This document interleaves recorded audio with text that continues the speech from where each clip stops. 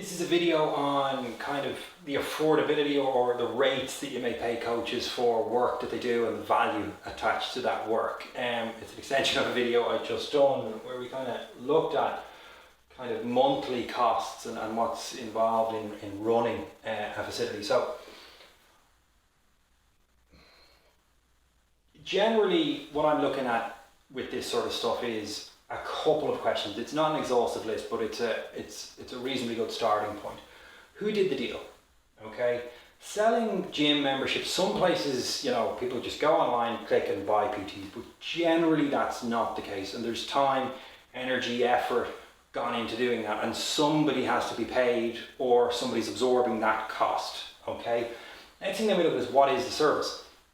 If it's a highly qualified coach, he's going to bring somebody in, design out a very, very bespoke kind of package of a large value and get that client to buy it, then that's different to if a coach comes in and they kind of do what's in front of them and they do it well, but it is a different scenario.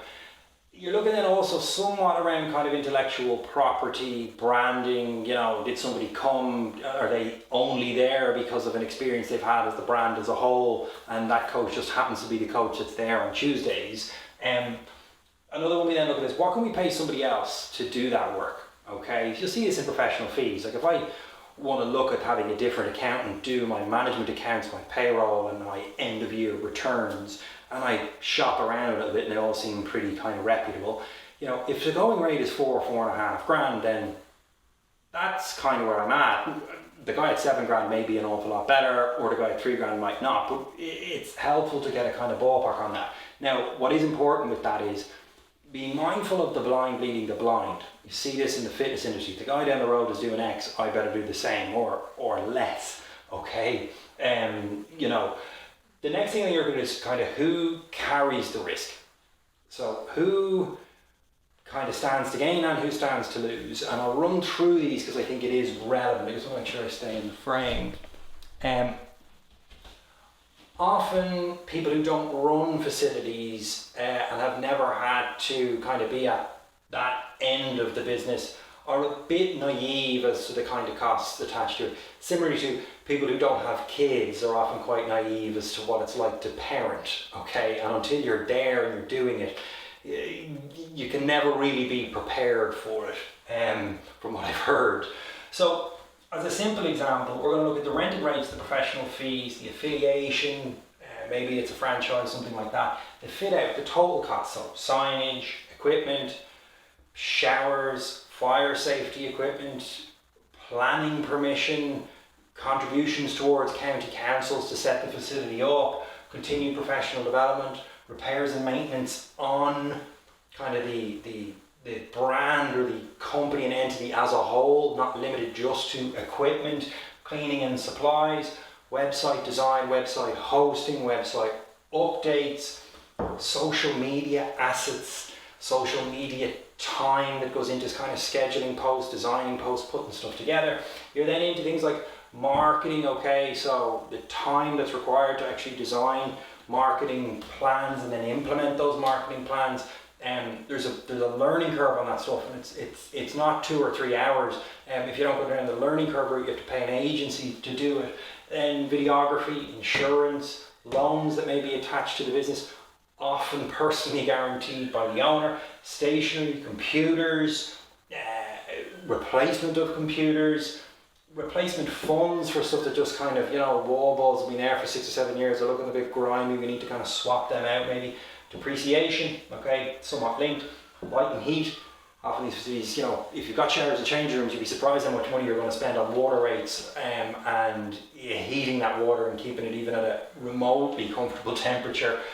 Bank charges, okay, so how much money do you lose? So if somebody gives me 100 quid, on average you're probably going to lose 13 of that. Okay, it could be more. And by the time you pay your processing fees, you pay a percentage to the processor, and then you pay your tax, okay, and that ignores the professional fees attached to the taxation of it. And then you've got salaries overall across the board, to run the business as it is, what does it cost?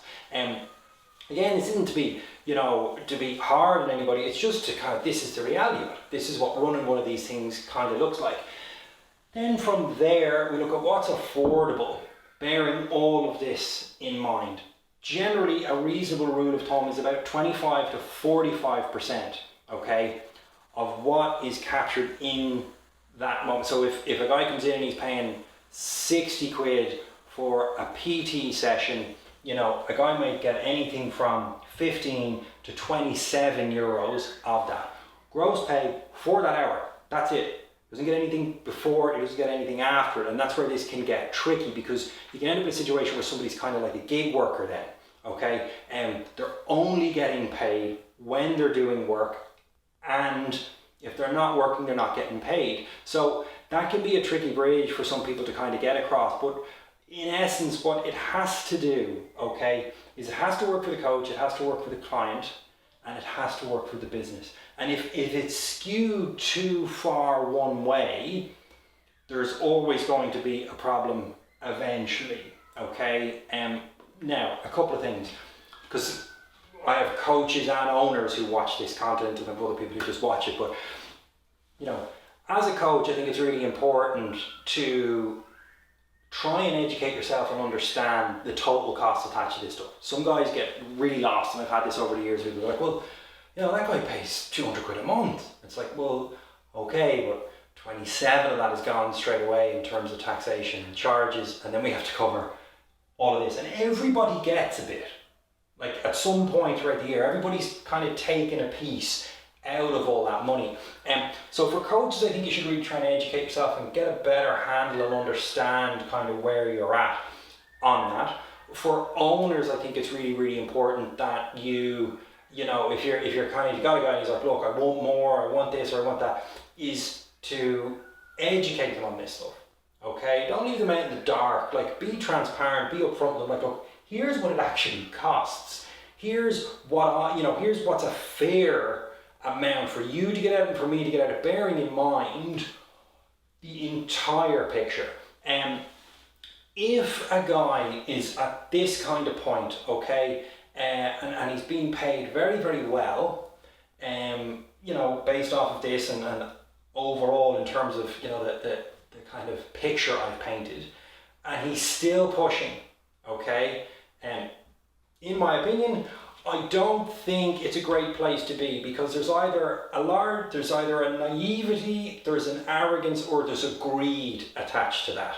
And that's not a great place to be in terms of having somebody on your team.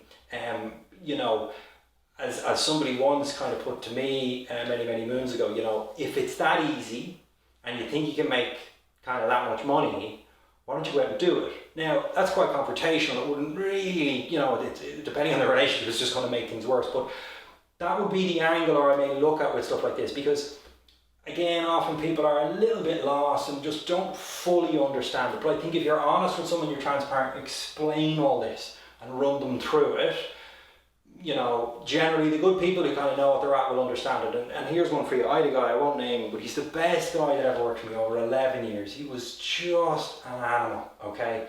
And he said to me about 4 months in, he said, you know, my plan was to come in here and learn as much as I could about the business in its entirety, and kind of learn from me and kind of run through some stuff, and then I was going to open my own thing.